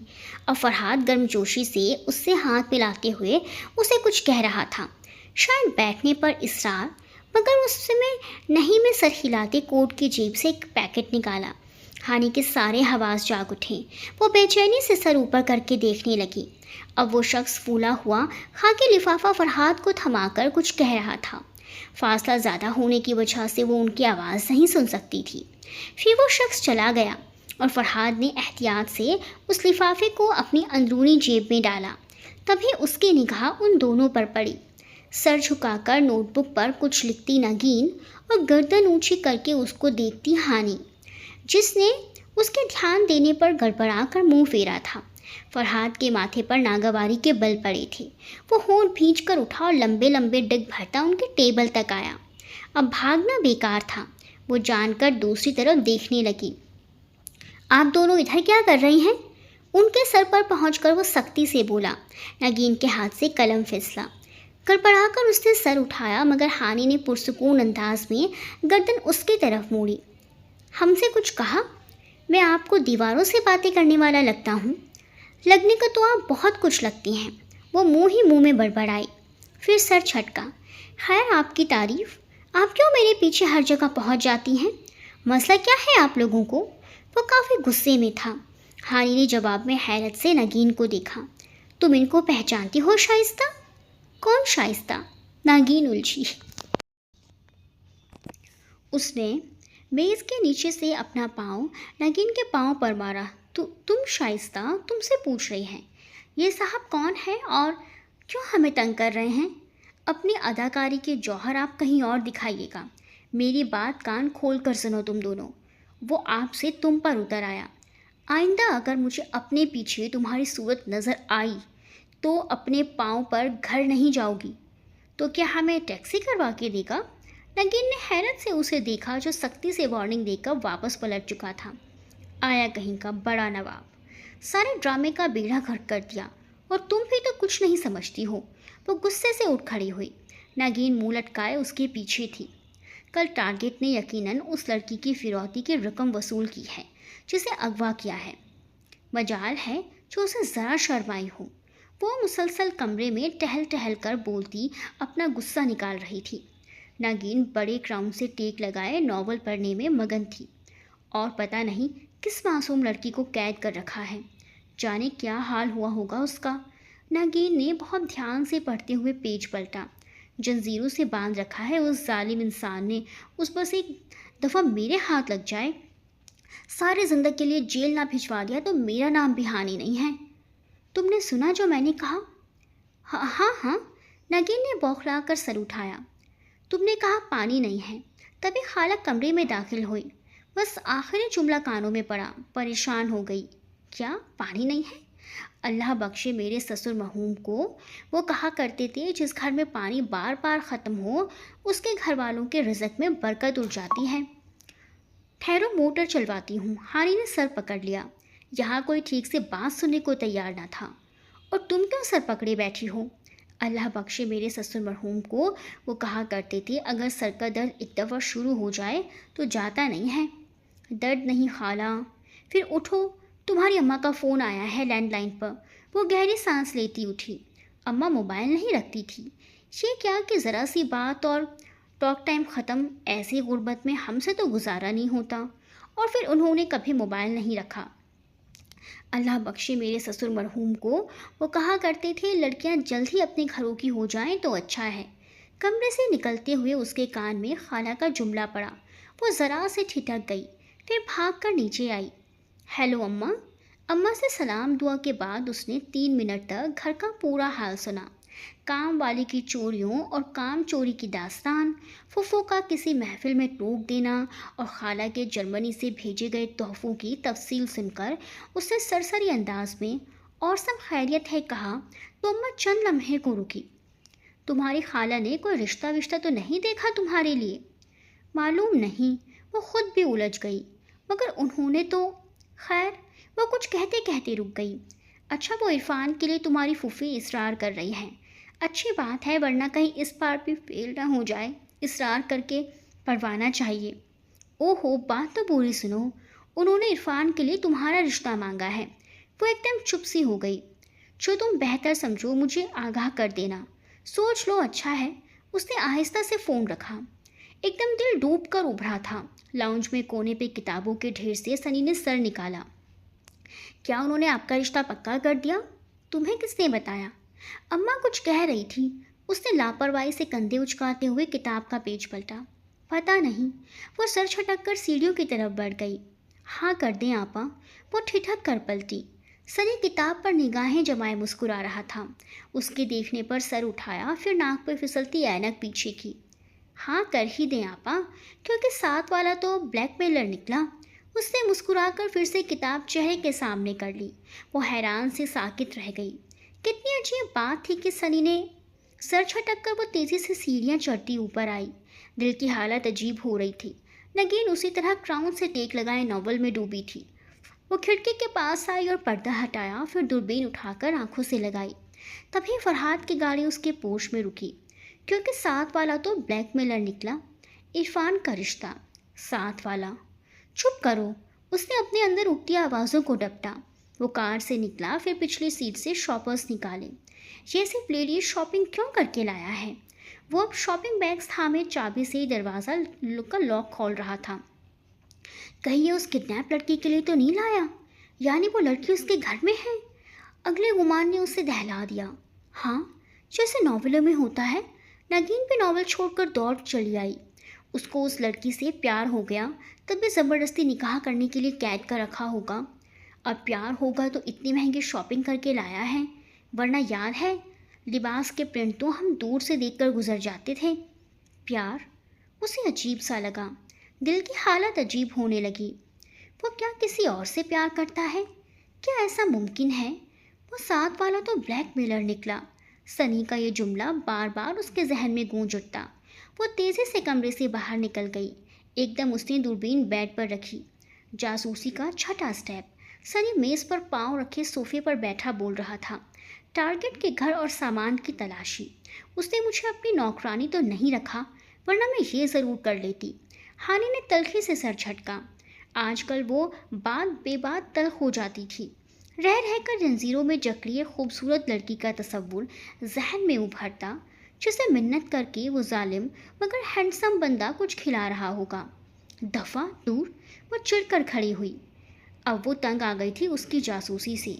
ऊपर कमरे में आई तो नगीन आंखों से दूरबीन लगाए खिड़की के सामने बैठी थी। हानि उसे आता देखकर वो खुशी से उसकी तरफ घूमी। क्या है? फरहाद अभी अभी घर से निकला है। मेरी बला से दुनिया से भी निकल जाए। मगर फौरन उसके दिल ने पूछा, क्या वाकई? तो वो दिल से निगाहें चुरा कर रह गई। हाँ सुनो तो हानि, मैंने खुद देखा है, वो दरवाज़ा लॉक करना भूल गया है। वो लड़की उसके घर में कैद होगी। चलो चलकर उसे आज़ाद कराते हैं। कोई ज़रूरत नहीं है, उसने मुंह बनाकर कहा। उसे उस लड़की से अब रत्ती बराबर भी हमदर्दी नहीं थी। घुन्नी मीसनी अदाएँ दिखाकर फंसा रखा होगा बेचारे को। अच्छा है वहीं सड़ती रहे। मगर वो बेचारा कब से हो गया हानि? कोई नगीन के अंदर हंसा था। मुझे नहीं पता। वो झुंझला गई। किससे लड़ रही हो? नगीन ने उसकी तरफ देखकर पूछा। कुछ नहीं, तुम बताओ क्या कर रही थी? उसका घर खुला है, चलो उस लड़की को आज़ाद करवाएं। नगीन ने फिर से राय दी। मगर इससे क्या होगा? वो बेदिली से बैठी रही। भाई वो लड़की उसके खिलाफ पुलिस के सामने गवाही देगी। हानि ने चौंक कर उसे देखा। अगर उसने गवाही दी तो क्या फरहाद उससे नफरत करने लगेगा? और नहीं तो क्या, जो हमारे खिलाफ गवाही दे उससे हमें नफरत तो हो ही जाती है। सच्ची? वो खुशी से उठकर बैठी, फिर संभल गई और चेहरा संजीदा बनाकर बोली, चलो। वो दोनों अंधेरे में आंखें फाड़ फाड़ कर देखती आहिस्ता आहिस्ता चल रही थी। लाइट का स्विच हाथ ही नहीं आ रहा था। उसने ज़रूर लड़की को तहखाने में छुपा कर रखा होगा। मगर इस कॉलोनी के तो सारे घरों के डिज़ाइन एक से हैं हानि। और ये तो किराएदार है, तहखाना कैसे बनवा सकता है इतनी जल्दी? एक तो तुम इतनी अक्लमंदी की बातें ना किया करो। चलो फिर कमरों में देख लेते हैं। वो सहज सहज कर आगे बढ़ रही थी। लाउंज में घुप अंधेरा था। वो दीवारों का सहारा लिए ज़रा आगे आई तो दरवाजे से हाथ टकराया। हानि ने दरवाज़ा धकेला, दरवाज़ा खुल गया था। हानि, मुझे डर लग रहा है। तो मुझे तो ना डराओ। हाय हानि, अगर इस घर में जिन भूत हुआ तो? नगीन, मेरी जान तो मत निकालो। उसका अपना दिल ज़ोर ज़ोर से धड़क रहा था। बामुश्किल खुद पर काबू रखे उसने कमरे में कदम रखे। एसी की ठंडक अभी तक बाकी थी। किसी कीमती परफ्यूम की महक पूरे कमरे में फैली थी। वो अंधों की तरह टटोलती आगे बढ़ रही थी। जब घुटना किसी सख्त चीज़ से टकराया, उफ! वो कराह कर रह गई। हाथ से टटोला तो बेड था। ये तो उसका बेडरूम है। आओ किसी और कमरे में। उसने बात भी पूरी नहीं की कि तभी पोर्च पे गाड़ी रुकने की आवाज़ आई। ओह गॉड! वो वापस आ गया। उनके रहे सहे औसान भी जाते रहे। अब क्या करें? चलो कहीं छुपते हैं। खिड़की के पर्दे ज़रा सा सरकाए। बाहर से छनकर आती रोशनी में उसे कोने में रखे कुशन नजर आए। आओ। वो नगीन का हाथ पकड़े उस तरफ बढ़ी। लॉन्च के दरवाजे का हैंडल एक क्लिक के साथ खुला और भारी कदमों की आवाज़ आई। वो दोनों कुशन के पीछे बैठ गई। एक बड़ा सा कुशन अपने पीछे रख लिया और पीछे झूलता पर्दा उस पर डाल दिया। लाउंज के फर्श पे जूतों के चलने की आवाज़ आ रही थी। अगर पकड़ी गई तो? हानि का सांस रुकने लगा। उसे तसव्वुर में अपना वजूद जंजीरों में जकड़ा दिखाई दिया। अब वो बेडरूम की तरफ आ रहा था। कदमों की चाप नज़दीक आ रही थी। तभी नगीन ने हौले से सरगोशी की। टाइम क्या हुआ है? फरहाद का साया उन्हें दरवाजे में खड़ा दिखाई दिया। वो जैसे खोजती निगाहों से इधर उधर देख रहा था। हानि ने चांदनी में चमकती वॉल क्लॉक देखी और फिर चेहरा नगीन के कान के तकरीबन घुसा कर बहुत धीरे से बोली, 8 बज गए हैं। क्या? नगीन हलक के बल चिल्लाती हुई खड़ी हुई। कुशन नीचे गिरा, पर्दा हट गया। बिखरे कुशन पीछे हक्का बक्का बैठी हानि और खड़ी हुई नगीन। 8 बज गए, तुमने बताया नहीं? वो परेशानी से चीखी थी। आज फ्राइडे है, मेरा फेवरेट सीरियल आ रहा होगा। वो उसी परेशानी के आलम में दरवाजे की तरफ भागी। फरहाद रास्ते में खड़ा था मगर नगीन को जैसे होश न था। हटे जी! वो उसे एक तरफ करके बाहर निकल गई। हानि शॉक्ड सी बैठी रह गई। वो उसके सामने ही खड़ा था, सीने पर हाथ बांधे कड़े तेवरों से उसे घूर रहा था। आप नीचे क्यों बैठी हैं? हानि, ऊपर आकर बैठिए। तस्बे डूबी आवाज़ पर वो होश में आ गई। हाँ हाँ, सीरियल शुरू हो गया होगा। वो उठी और नागिन की तरह सर झुकाए तेज़ी से दरवाजे की तरफ बढ़ी। मगर फरहाद ने हाथ उठाकर दरवाज़ा बंद किया और सामने आ खड़ा हुआ। वो सीरियल? वो मिनमिनाई। वो तो मैं बताता हूँ अभी। वो कहते हुए 2 कदम आगे बढ़ा और वो उल्टे पाँव पीछे हटी। तो आप इधर क्या करने आई थी? वो हमारा केबल नहीं आ रहा था तो मेरे बेडरूम में आपको टीवी दिखाई दे रहा था? नहीं, उसने इधर उधर देखकर कहा। तो इसका क्या मतलब है? यही कि आप टीवी अफोर्ड नहीं कर सकते। वो जैसे जैसे आगे बढ़ रहा था वो वैसे वैसे उल्टे कदमों पीछे हो रही थी। शक्ल से तो आप बहुत मासूम लगती हैं। शुक्रिया, सब यही कहते हैं। वो मासूमियत से मुस्कुराती पीछे हटती दीवार से जा लगी। ओह, पीछे दीवार, सामने वो।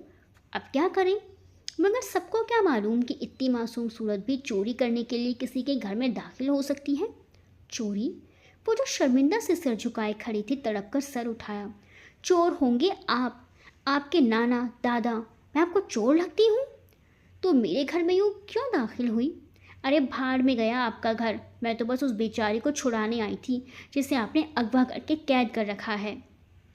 वो चलना में खामोशी से उसे देखते रहा, फिर आहिस्ता से बोला, आपको किसने बताया उसके बारे में? वो पल भर को साकित रह गई। आपने वाकई? एक हल्की सी उम्मीद थी कि शायद उसके गुमान छोटे हों, वो अच्छा बंदा हो, वो सब उसने खुद से फ़र्ज करके गलत समझा हो। मगर उसकी एतराफ़ ने उसे शॉक कर दिया था। जी, मैंने अपनी मंगेतर को अगवा करके ऊपर वाले कमरे में कैद कर रखा है और शायद अब मुझे आपको भी इधर बांधना पड़े। नहीं, प्लीज़ प्लीज़ मुझे जाने दें। उसका गला रुंध गया, आंखों से टप टप आंसू गिरने लगे। मैं कैसे यकीन करूं कि आप अपना मुंह बंद रखेंगी? वो हकलाई। ये तो पक्का इरादा था कि किसी तरह यहाँ से निकले, फिर फ़ौरन पुलिस को फ़ोन करेगी। आप यही सोच रही हैं ना कि मुझे बहला फुसला कर आप यहाँ से निकलें और घर जाकर फ़ौरन ही पुलिस को कॉल करें? न न, न नहीं। वो फिर हकलाई। कमबख्त तो मन की बातें भी जानता था। मुझे पता है तुम यही करोगी। मेरी बात गौर से सुनो। तुम्हारे हर फ़ोन इंटरनेट पर मैंने ऑब्जर्वेशन लगा रखी है, और अगर तुमने पीसीओ के लिए घर से कदम निकाला भी तो मेरे बंदे तुम्हें वॉच कर रहे हैं। जिस लम्हे तुमने गड़बड़ की, मैं उस लड़की को मार दूंगा। नहीं, प्लीज़ उसको कुछ ना कहिएगा, मैं कुछ नहीं करूँगी। और अगर चांद रात तक तुम घर से भी निकली तो प्लीज़, मैं कुछ नहीं करूँगी, मुझे जाने दें। उसके आंसू टप टप गिर रहे थे। कोई गड़बड़ की तो याद रखना। धमकी भरी अधूरी बात करके वो सामने से हटा तो वो बुरी तरह रोती हुई बाहर भागी। फिर अपने घर के बाहर उसने आंसू पोंछे। हानि उदास बैठी नगीन लाउंज में उसे दाखिल होते देखकर बेचैनी से उठी। तुम ठीक तो हो? I am sorry. मैं चुप, वो गुर्राई। बिल्कुल चुप, वो सख्ती से कहकर काउच पे आ गिरी। तभी किताबों के ढेर से सनी ने कछुए की तरह गर्दन ऊपर निकाली। क्या आप जानती हैं कि अगर जासूसी के सारे स्टेप फेल हो जाए तो क्या करते हैं? हानि और नगीन ने सर उठाकर उसे देखा। तो अगला स्टेप इस्तेमाल करते हैं। मज़ा लेते हुए वो कहता शुरू हो गया। जासूसी का 7वां स्टेप, टारगेट की। हानि ने पैर से जूता उतारा और नगीन ने कुशन उठाया। अगले में ही लम्हे दोनों चीज़ें सनी की तरफ उड़ रही थी। वो जल्दी से अपने ढेर में गुम हो गया। सारा इसी का कसूर है। इसे इतना मारो कि आइंदा ये गधा में मशवरा ना दे। हानि दूसरा जूता उतार कर उसकी तरफ आई, मगर गधा किताबों के भीड़ से बचता बचता सीढ़ियों की तरफ निकल गया। मजाक मजाक में शुरू होने वाला खेल इतनी संजीदगी इख्तियार कर लेगा, उसने तो सोचा भी ना था। कितनी ही दफ़ा उसने घर से निकलने का सोचा या नगीन को कुछ बताने का, मगर हर बार उसकी धमकी याद आ जाती तो वो सहम जाती। दिल तो वैसे ही आजकल रूठा हुआ था, हर चीज़ से बेजार, नाराज़ और तन्हा। समझ में नहीं आता था कि करे तो क्या करे। आज सऊदिया में ईद थी और कल यहाँ भी ईद हो जानी थी, लेकिन वो बेचैन थी। मेरा नावल किधर है? यहीं रखा था। मुझे क्या पता, तुमने ही उठाया होगा। नगीन और सनी पीछे लड़ रहे थे। उसने पूरी लड़ाई तो सुनी, बस आखिर में सनी को गुस्से से चेहरे के आगे किताब करते और नगीन को पैर पटकते बाहर जाते देखा था। चांद होने का ऐलान हो गया था। उसका दिल डूबने लगा था। कितने लोग उसकी बुज़दिली की वजह से आज। वो सोच ना सकी और कमरे में चली आई। कितनी देर वो लेटी छत को देखती रही। उस लम्हा दरवाजे पर हल्की सी दस्तक हुई, मगर वो लेटी रही। दस्तक दोबारा हुई, फिर मुसलसल होती रही। वो झुंझला कर उठी और दरवाज़ा खोल दिया। कौन है? क्या मसला है? मुझे क्यों परेशान? वो जो गुस्से में बड़बड़ कर रही थी एकदम पत्थर हो गई। सामने खड़ी लड़की ने उसके हवास छीन लिए थे। वो एक बहुत खूबसूरत लड़की थी।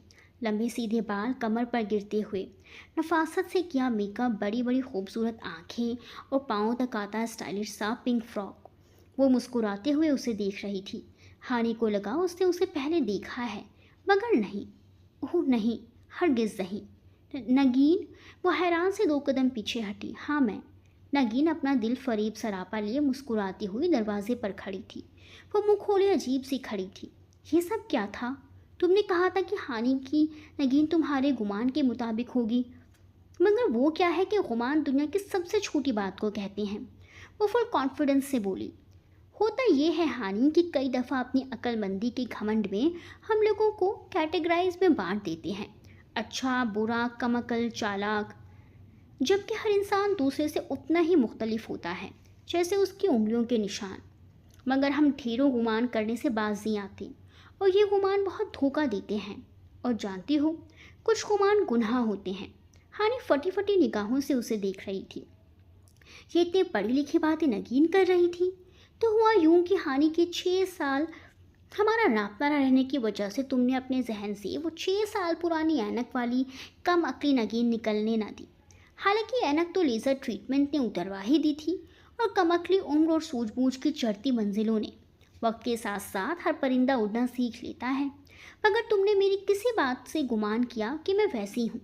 सो मैंने सोचा कि चलो हमारी प्यारी हानि को एक सबक देते हैं, ताकि वो ज़िंदगी में फिर कभी लोगों के बारे में यूँ राय कायम ना करे। हानि ने आहिस्ता से अपना आधा खुला मुंह बंद किया। अंदर ही अंदर गुस्से का उबाल उठने लगा था, मगर नगीन उसी तरह कहे जा रही थी। सो मैंने एक प्लान सोचा। लाइब्रेरी से नॉवल पकड़े और ड्रामों का टाइम टेबल याद किया। फिर 0 नंबर की ऐनक ली और सनी और अम्मा को खामोश रहने की ताकीद की। मगर जिन्होंने सबसे ज़्यादा मेरी मदद की वो फरहाद थी। आइए फरहाद आपको अपनी कज़न से मिलवाऊँ। दरवाज़ा खुला और वो अंदर दाखिल हुई और मुस्कुराहट दबाए नगीन के साथ खड़ा हो गया। ये फरहाद हसन चाचा के बेटे हैं। हाल ही में एमबीए करके इंग्लैंड से आए हैं। चाचा और बाकी लोगों को भी ईद के बाद आना है, सो बड़ी फैमिली की वजह से उनका घर उन्होंने किराए पर लिया। और ये मेरे प्लान का हिस्सा भी नहीं थे, मगर जब तुमने उनकी बातें सुनी जिनमें ये हसन चाचा से किसी बात को जाहिर करके ख़ानदान में धमाका करने की बात कर रहे थे और धमाके के पीछे बम का लफ्ज़ खुद तुमने जोड़ लिया, तो हमने सोचा चलो ऐसा है तो ऐसा ही सही। जब शक की ऐनक फट करके देखा तो उनका हर अमल हर काम शक के घेरे में आ गया। चाहे ऑफिस के कागजात लेने रेस्टोरेंट गए हों या दोस्त के पापा को अस्पताल देखने या फिर मंगनी की जंजीरों में मुहावरतन अपनी मंगेतर को जकड़ने का जिक्र किया, तुम उन पर शक ही करती रही। चांद रात में उन्होंने उसी लड़की के हवाले से एक धमाका करना था, अपने घर वालों को उसके बारे में बताकर बम फोड़ना था। मगर खैर, आई होप कि इस मासूम शरारत पे तुम हमें माफ़ कर दोगी, क्योंकि हम तुम्हारे अच्छे दोस्त भी तो हैं ना। नगीन ने शरारत से चमकती आंखों से फरहाद को देखा, जिसने मुस्कुराहट दबाते कंधे उचका दिए। ये आप दोनों का मामला है, मैं क्या कर सकता हूँ। उसने सुलगती निगाहों से फरहाद को देखा। वो गुस्से की अदाकारी, खाला को लगाई शिकायतें सब ड्रामा था। और खाला को तो अल्लाह करे उनके मरहूम कब से पूछने आए, अच्छा गिफ्ट दिया है आपने मुझे ईद का। वो सपाट लहजे में कहती बेड पर कुछ ढूंढने लगी। फरहाद ने नगीन को देखा। उसने सब ठीक हो जाएगा का इशारा किया, फिर हानि की तरफ पलटी। तो तुमने हमारी शरारत मुआफ़ कर दी। हानि ने मोबाइल उठाया और चमकती स्क्रीन देखते हुए कंधे उचकाए। मुआवजे का इख्तियार हम बेचारों को कहाँ हासिल। तल्ख लहजे में कहती उनके मैसेजेस खोला। खाला के नंबर से एसएमएस था, हानि आपा, अगर आप इन दोनों से बदला लेना चाहती हैं तो जो मैं कहूँ वहीं करो। सनी, जल्दी बको, लिखकर जवाब दिया और सपाट चेहरा ऊपर उठाया। आखिर सनी भी तो शरारत में शामिल ही रहा था ना। बात यह है हानि, फरहाद ने बोलना चाहा मगर वो तेज़ी से बात काट कर बोली, आप मेरी नहीं नगीन की कज़न हैं, प्लीज़ मुझसे मुखातिब होने की ज़रूरत नहीं है। हानि देखो, नाराज़ तो ना हो। नगीन परेशान हो गई। तभी मैसेज की बीप जागी। जासूसी का छठा स्टेप, सनी जो कहे उसकी हाँ में हाँ मिलाओ। आगे केंख मारता चेहरा था। हानि आपा, अचानक सनी ने दरवाजे से झांका। उन तीनों ने पलट कर देखा। आपकी फ़्लाइट कंफर्म हो गई है। खाला का दिल्ली से फ़ोन आया है, पूछ रही थी। मैंने बता दिया कि आपने 10 बजे की फ़्लाइट से आना है। सुबह यही बुकिंग कराई थी ना आपने। परेशानी से नगीन ने हैरत से हानि और फरहाद ने नगीन को देखा। तुम वापस जा रही हो? उसने जासूसी के छठे स्टेप पर अमल किया। हाँ, मेरी 10 बजे की फ़्लाइट है। और खाला ये भी पूछ रही थी कि आपने मंगनी के फंक्शन पर अम्मा को इनवाइट कर लिया क्या? नहीं, अभी कर देती हूँ। वो समझकर नगीन और फरहाद की तरफ पलटी जो उलझे से खड़े थे। किसकी मंगनी? मेरी मंगनी, बहुत एतमाद से हानि ने बताया। मेरी फुफ्फो के बेटे इरफान से मेरी मंगनी ईद के तीसरे रोज़ तय है। आप लोग ज़रूर आइएगा। और फरहाद साहब, आप भी इनवाइटेड हैं। आप लोग इजाज़त दें तो मैं अपनी पैकिंग कर लूँ। मगर हानि, नगीन और फरहाद बोलते रह गए। प्लीज़, मुझे देर हो रही है, वो बेफिक्री से कहती अलमारी की तरफ बढ़ गई। एकदम फरहाद तेज़ी से कमरे से निकल गया। नगीन भी उदासी उसके पीछे हुई। सनी सबसे आखिर में पलटा। वो दोनों निकल चुके तो सनी ने बाहर के लिए कदम बढ़ाए। वो एकदम पलटी और सनी को पकड़कर अंदर खींचकर दरवाज़ा बंद कर लिया। घुन्ने मुसमुसे, मुझे बेवकूफ़ बना रहे थे सब। एक मैं ही मिली थी एक घटिया मजाक करने को। बेहुदा ज़बान के इस्तेमाल पर सनी अपनी मदद वापस भी ले सकता है। उसने गुस्से से उसे घूरा, फिर पकड़कर बेड पर बिठाया। ये मेरी फ़्लाइट किसने बुक कराई है? मैंने सुबह करवा दी थी ताकि आपके फेस सेविंग हो सके। और ये मंगनी का चक्कर फरहाद भाई को जेलस करने के लिए। क्या मतलब? वो बुरी तरह चौंकी। सीधी सी बात है जो आपकी समझ में नहीं आई।